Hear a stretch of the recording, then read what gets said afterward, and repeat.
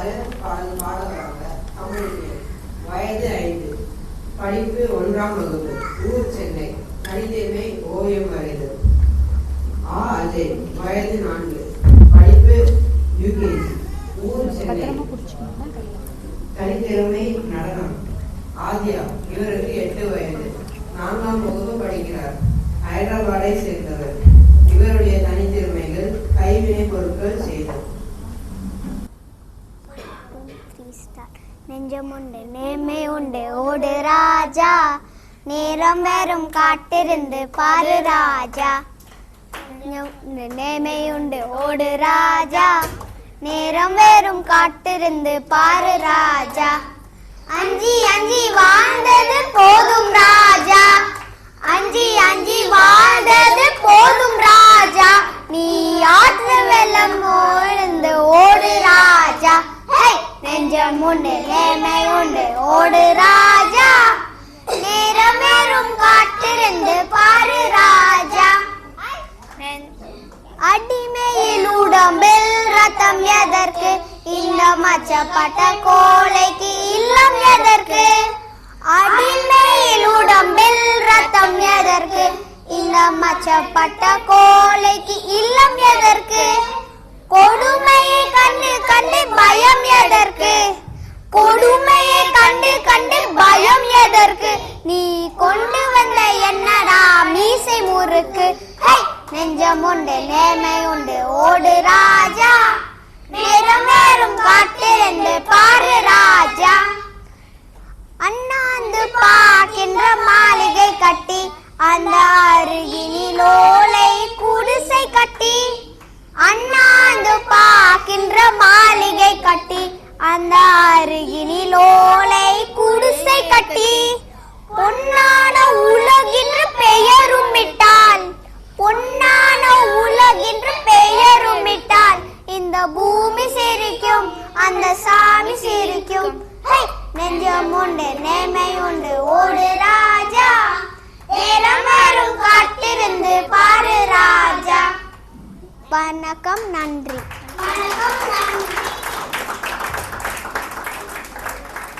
வாங்க வாங்க வாங்க வாங்க.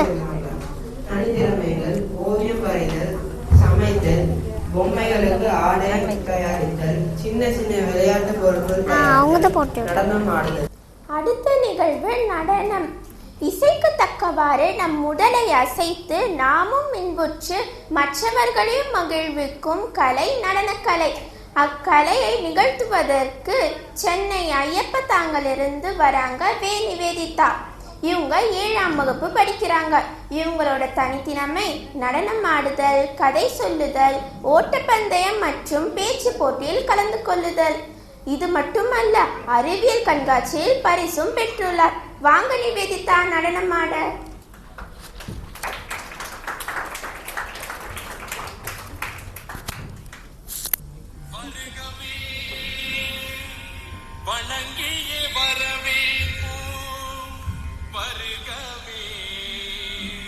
செந்தமிழில் கவி பாடி உளமான வரவேற்போம்.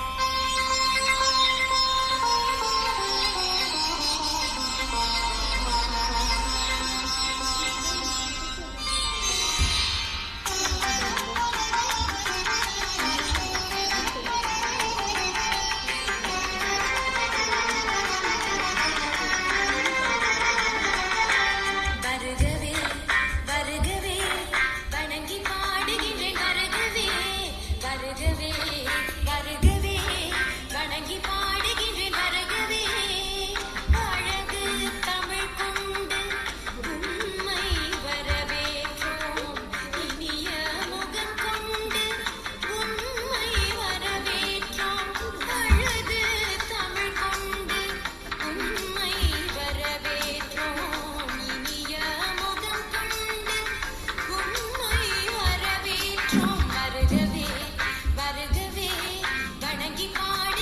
வருகவே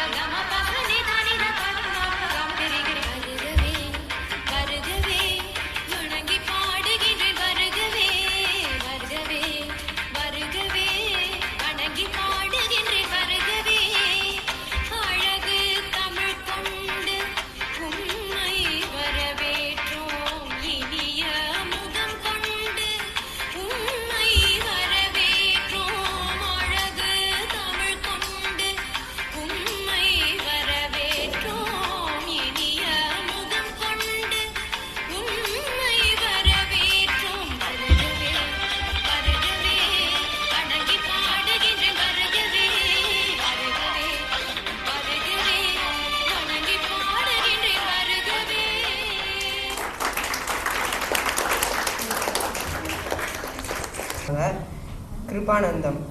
இவருக்கு வயது 6. யூகேஜி படிக்கிறாங்க. கொளத்தூர், சென்னையை சேர்ந்தவங்க. தனித்திறமை ஓவியம் வரைதல். உருவாக்கி கதைகள் சொல்லுதல். ஆதியா வயது 8. படிப்பு 4வது வகுப்பு. ஊரு வைதவாஜ். தனித்திறமை கைவிடமை பொருட்கள் செய்யலாம். வணக்கம், என் பேர் ஆத்யா. நான் 4th கிளாஸ்க்கு போகிறேன். நான் ஹைதராபாத்லேருந்து வந்திருக்கேன். நானே உருவாக்கின ஒரு கதையை சொல்ல போகிறேன். நிறைய நாள் முன்னாடி மீன்களுக்கு நீச்சல் ஆட தெரியாது. பறவைங்களுக்கு பறக்க தெரியாது. அப்போ மீன்களுக்கு நீச்சல் ஆட ரொம்ப பிடிச்சிச்சு. பறவைங்களுக்கு பறக்க ரொம்ப பிடிச்சிச்சு. அவங்க அவங்களோட ராஜா கிட்ட கேட்டாங்க. மீன்களோட ராஜா சரின்னு சொல்லிட்டாங்க. ஆனால்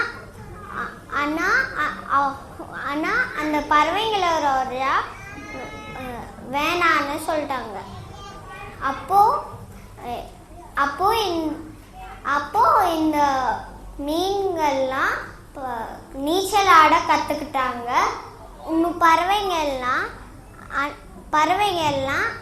ஆனாலும் கற்றுக்கிட்டாங்க. ராஜா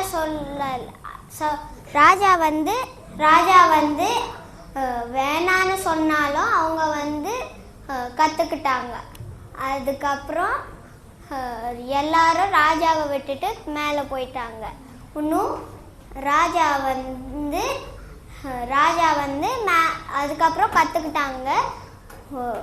அவங்களோட மந்திரியும் கற்றுக்கிட்டாங்க. மந்திரி கூட அவரும் கற்றுக்கிட்டு அவரும் பறப்பார். இன்னும் நீச்சலும் ஆடுவார். முடிஞ்சிருச்சு கதை.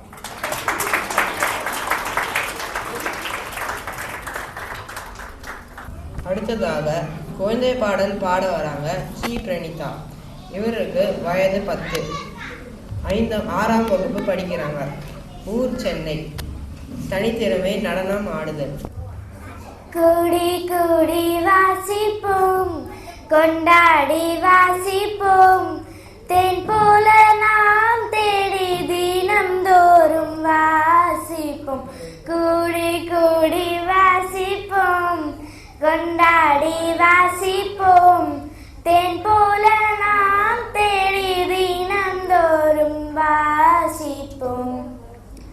புத்தகங்கள் சொல்லும் கதைகள் 100 ஒவ்வொரு கதையும் ஓருலகம். பாரு பாரு, படித்த கதை ஒவ்வொன்றையும் 10 பேருக்கு நீ சொல்லு. பாட்டி சொன்ன கதையெல்லாம் பக்குவமாய் சேர்த்து சொல்லு. கூடி கூடி வாசிப்போம், கொண்டாடி வாசிப்போம். சின்ன சின்ன புத்தகங்கள் நம்மை அழகாய் கூப்பிடும். வண்ண வண்ண புத்தகங்கள் கதையும் இசையும் கூறிடும்.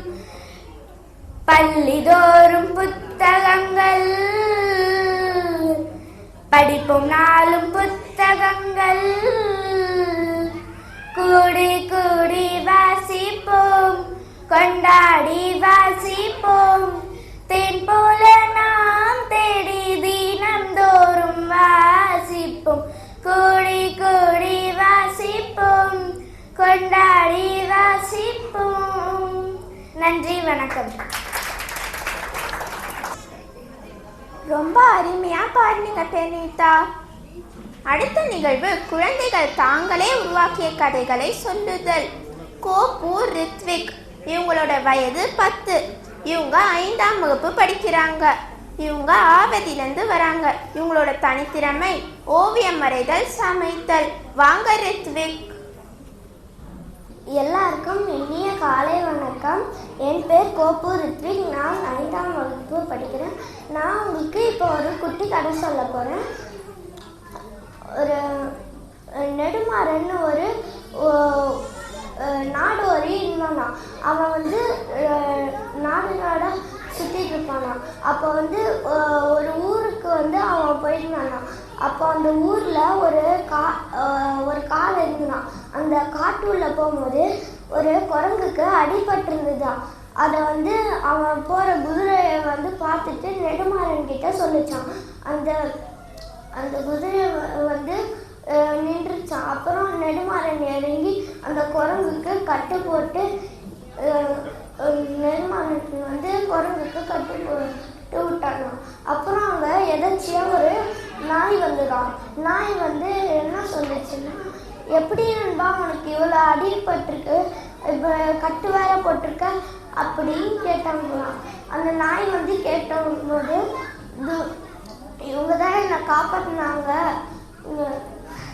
அப்படின்னு வந்து குரங்கு வந்து சொல்லிச்சான். இவங்க ரொம்ப நல்லவங்களா இருக்காங்க, நம்ம ராஜா கிட்ட கொண்டு போய் இவங்களை வேலைக்கு சேர்த்துக்கலாம் அந்த மக்கி வந்து சொல்லிச்சான். அப்போ என்ன வச்சான், நாய் வந்து சொல்லிச்சான், ஒரு வாட்டி உதவி பண்ணனால இவங்க நல்லவங்கன்னு நம்மளுக்கு தெரிஞ்சுக்க முடியாது. இன்னும் ஒரு டெஸ்ட் வைக்கலாம், அதில் வந்து அவங்க வந்து ஜெயிச்சிட்டாங்கன்னா நான் இவங்கள நல்லவங்கன்னு ஒத்துக்கலாம், ராஜா கிட்டே கூட்டிகிட்டு போகலான்னு சொல்லிச்சான். அப்புறம் இவங்க 2 பேர் பேசிகிட்டு இருந்தாங்களாம். அப்போ உடனே நெடுமாறனும் குதிரையும் கிளம்பி போனோம் அப்படின்னு அந்த குரங்கு கிட்ட சொல்லிட்டு, நண்பா நாங்கள் கிளம்புறோம் அப்படின்னு சொல்லிச்சான். அப்புறம் வந்து குரங்கு சொல்லிச்சான், இதோ இவ்வளோ நேரம் பழகிட்டோம்ல, எப்படி அடிபட்டுதுன்னா நான் சொல்கிறேன். எப்படின்னா நானும் என் நண்பனும் வெளியே வந்து காவல் காத்திருந்தோம். கொள்ளைக்காரங்க வந்து எங்கள் ராஜாவோட கிரீடமை வந்து எடுத்துகிட்டு போயிட்டாங்க. அது உள்ள வந்து ஒரு டைமண்ட் இருக்கு அப்படின்னு சொல்லிட்டோம். அப்புறம் நானும் என் நண்பனும் துரத்திட்டு போனோம் அவங்களாம். ஆனால் எனக்கு அடிபட்டதுனால அவங்கள நாங்கள் பிடிக்க முடியல அப்படின்னு சொல்லிச்சோம் குரங்கு. அப்புறம் என்னாச்சுன்னா, நீ மட்டும் எங்களுக்கு ஒரு உதவி சரியா, அந்த கிரீடமை மட்டும் நீ வந்து எடுத்து தந்தீங்கன்னா நாங்கள் வந்து உன்னை எங்கள் ராஜா கிட்ட கூட்டிகிட்டு போய் வேலைக்கு சேர்த்துக்கணும் அப்படின்னு சொல்லிச்சோம். அப்புறம் என்னாச்சுன்னா, நைட்டு வந்து எப்படியோ எல்லாரையும் ஏமாற்றி அச்சு போட்டு போயிட்டு கிரீடத்தை வந்து எடுத்துகிட்டு வந்தாங்களாம். மறுநாள் வந்து ராஜா கிட்ட கொண்டு போய் கொடுத்தாங்களாம். அப்புறம் குரங்கு கேட்டான், ராஜா நம்ம இவங்களுக்கு வந்து ஒரு வேலை தரலாமா, நம்ம ராஜ்யத்தில் நம்ம கிரீடத்தை காப்பாற்றி கொடுத்துருக்காங்களா அப்படின்னு சொல்லிச்சான். உடனே அதுக்கு ராஜா சொன்னாராம், நம்ம ஏன் உங்களுக்கு வேலை கொடுக்கணும், நான் வந்து என்னோட பொண்ணுக்கு வந்து நான் கட்டி வைக்க போகிறேன் அப்படின்னு சொன்னான். நான் இந்த ராஜ்யத்தையே இவங்களுக்கு வந்து இலவசனாக ஆக்க போகிறேன் அப்படின்னு வந்து ராஜா சொன்னாராம். அதுக்கு வந்து அந்த நாடோடையும் ஓகே சொல்லிட்டாங்க. இந்த கதையோட கருத்து என்னன்னா, நம்ம வந்து ஒருத்தவங்களுக்கு உதவி செஞ்சோன்னா அதில் வந்து நம்மளுக்கு தேவையானது வந்து கிடைக்கும். இந்த கதை பேர் என்னன்னா, நாடோடி டு இளவரசன். தேங்க்யூ. கரிசல் மண்ணின் எழுத்தாளர். குழந்தை இலக்கியத்தின் 2023ஆம் ஆண்டிற்கான பால சாகித்ய புரஸ்கார் விருந்தாளர். கோவில்பட்டியை சேர்ந்தவர் எழுத்தாளர் உதயசங்கர். சிறார் இலக்கிய எழுத்தாளர்களில் மிகவும் முக்கியமானவர். குட்டி மனிதர்கள் என குழந்தைகளை அன்போடு அழைக்கும் இவர் தமிழ்நாடு சிறார் எழுத்தாளர்கள் கலைஞர் சங்கத்தின் மாநில தலைவராக இருக்கிறார். கீழடி நாகரிகத்தை குழந்தைகளிடம் கொண்டு சேர்க்கும் விதமாக கற்பனை நயத்தோடு எழுதப்பட்ட புத்தகம் ஆதனின் பொம்மை. இந்நூலிற்கு தான் இவருக்கு பால சாகித்ய புரஸ்கார் விருது கிடைத்துள்ளது. 2600 ஆண்டுகளுக்கு முன்பே வாழ்ந்த நம் தமிழ் சமூக முன்னோர்கள் சாதி சமய பாகுபாடு இல்லாமல் நாகரிக சமூகமாக வாழ்ந்துள்ளதை ஆதன் கதாபாத்திரம் வழியாக குழந்தைகளாக நாம் தெரிந்து கொள்ளவும் வரலாற்றை தெரிந்து கொள்ளவும் வழிகளை ஏற்படுத்தியுள்ளார். 1978 இருந்தே எழுத்துலகில் பயணித்து வருகிறார். ஆரம்ப காலங்களில் கவிதைகள் சிறுகதைகள் எழுத துவங்கினார். இவருடைய முதல் சிறுகதை மஞ்சு 1980 மார்ச் மாத செம்மலரில் வெளியானது. நண்பர்களின் தொடர் உற்சாகம் இவரை மேலும் பல படைப்புகளை எழுத தூண்டியுள்ளது. ரயில்வேயில் வேலைக்கு சேர்ந்த பிறகு 1988 யாவர் வீட்டிலும் என இவரின் முதல் சிறுகதை தொகுப்பு வெளிவந்தது. 1991-93களில் இவருக்கு 2 பெண் குழந்தைகள் பிறந்த பிறகு இவருடைய கவனம் சிறார் இலக்கியம் பக்கம் திரும்பியது. அழவழியப்பாவுக்கு பிறகு சிறார் இலக்கியத்தில் எவ்வித மாற்றமும் ஏற்படாததால் குழந்தைகளுக்கான பாடல்கள் சிறுவர்மணி, சிறுவர் மலர், தங்கமலர் போன்ற இதழ்களை எழுத துவங்கினார். 2002ஆம் ஆண்டில் கேளு பாப்பா கேளு என்ற 2 ரூபாயில் சிறிய பாடல் புத்தகம் வெளிவந்தது. 2008 தலையாட்டி பொம்மை என்ற பாடல் தொகுப்பு வெளிவந்தது. 2000ஆம் ஆண்டிலிருந்து குழந்தைகளுக்கு கதைகள் எழுத துவங்கி விட்டாலும் இவருடைய சிறார் இலக்கிய சிறுகதை தொகுப்பான பச்சை நிழல் 2014 தான் வெளிவந்தது. 2001 மலையாளத்தில் செல்வ அபிமன்யு எழுதிய புத்தகத்தை தமிழில் வாயு மனிதர்களும் என்று தலைப்பில் மொழிபெயர்த்துள்ளார். அப்போதிலிருந்தே தன்னை முழுவதுமாக சிறார் இலக்கியம் பக்கம் திருப்பிக் கொண்டார். வழக்கமான கதைகளாக இல்லாமல் சமயங்களை மையப்படுத்தி சிறுவர்களுக்கான வித்தியாசமான கதைகள் எழுத துவங்கினார்.